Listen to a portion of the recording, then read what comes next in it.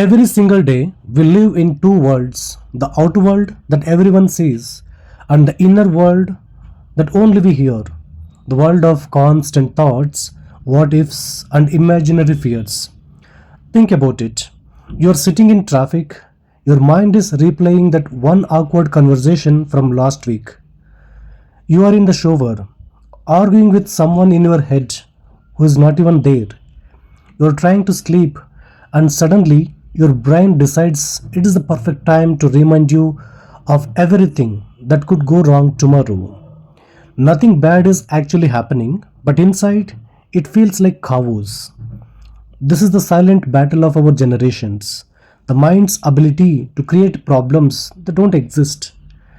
And the scariest part, it doesn't feel imaginary, it feels real. Your body reacts, your heart races, and you start living in stories your mind invented to protect you.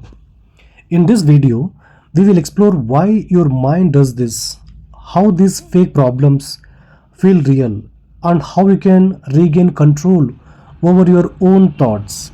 Because the biggest enemy of peace is not the world outside you, it's the narrative inside you. The story of Ria and the power of imagined fear. Meet Ria. She is 26, smart, and works hard. One night, her manager sends her a message: "We need to talk tomorrow morning." And that's it. Just six words. Her mind starts racing. Did I make a mistake? Am I getting fired? Did I say something wrong? She replays the last week in her head, just like a movie on repeat. Her heart races. She barely sleeps. The next morning, she walks into the meeting and her boss simply says, "You have been doing great. I want to give you a new project." All that fear, all that stress for nothing. That's what psychologists call catastrophic thinking. When your brain imagines the worst case scenario, even when there is no proof it is real. Why the brain creates fake problems? Your brain evolved to protect you from danger, not to make you happy. Thousands of years ago, that meant avoiding wild animals or poisonous food. Today, there are no lions chasing us, but our brain still acts like there are. Instead of real threats, it now reacts to emails, text, or opinions with the same intensity. This constant fight or flight mode keeps us on edge, always looking for what might go wrong. Your mind thinks it is helping, but it's actually exhausting you, creating mental danger where none exists. Psychologists call this the negative bias. Your brain is weird to notice threats more than peace, just to keep you alive. The overthinking loop. Here is how the trap begins. First, you sense uncertainty. Second, your mind fills the gap with fear. Third, you replay the fear to feel prepared. Fourth, that replay becomes anxiety. And before you know it, your brain is living in a movie of problems that don't exist. Every thought feels real because your body reacts. Your heart beats faster, your palms sweat, but none of it is happening outside your head. Example: you text someone, they don't reply for 2 hours. Your mind instantly creates stories. They're ignoring me, they're angry, something is wrong. In reality, they're just busy. The mind doesn't like not knowing, so it creates something to know, even if that thing is wrong. The illusion of control.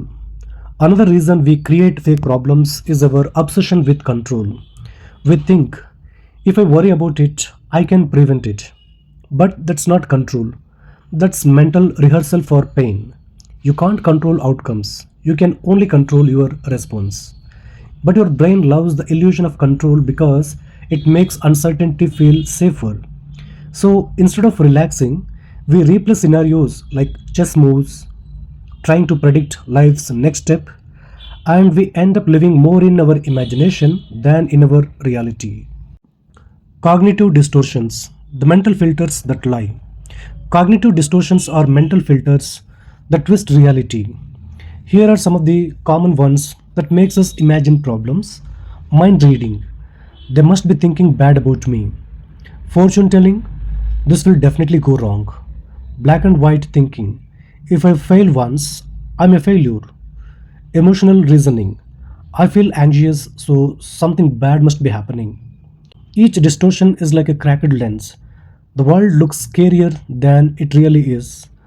Once you recognize them, you can start seeing things as they are, not as your fear paints them. The body mind feedback loop. Here is the crazy part: your mind and body work together in a feedback loop. Your brain imagines a problem, your body reacts with stress hormones, your mind senses these physical changes and assumes the danger is real.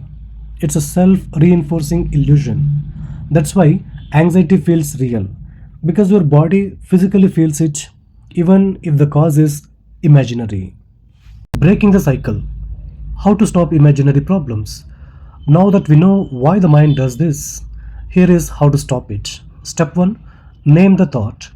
When a worry appears, don't believe it instantly. Say to yourself, this is just a thought, not a fact. Labeling separates you from it. Step 2. Look for evidence. Ask, what facts prove this? If the answer is none, it's your imagination talking. Step 3. Return to the present. Overthinking lives in the future or past. The present moment has no problems, only tasks. Take a deep breath, feel the ground beneath your feet, focus on what's real right now. Step 4. Action over analysis. When the mind spirals, act. Do a small physical task, journal, walk, call someone. Action brings you back to reality faster than endless analysis. Gratitude reset. Your brain can't feel fear and gratitude at the same time. Whenever fear takes over, list three things you are grateful for. It rewires your focus from threat to safety. The bigger truth: most of what stresses us never actually happens. Your mind is not evil, it's just trying to protect you in the wrong way. Real peace is not the absence of problems, it's understanding that most of them are mental stories written by fear. So, next time your mind whispers, what if it all goes wrong? Smile and say, then I will handle it when it does. Until then, I choose peace. If this video helped you see your thoughts differently, don't forget to like, share, and subscribe, because most people need to hear that they are not broken, just overthinking. Tell me in the comments, what's one fake problem your mind created recently and how did you overcome it? Let's learn together, not to stop thinking, but to start thinking wisely.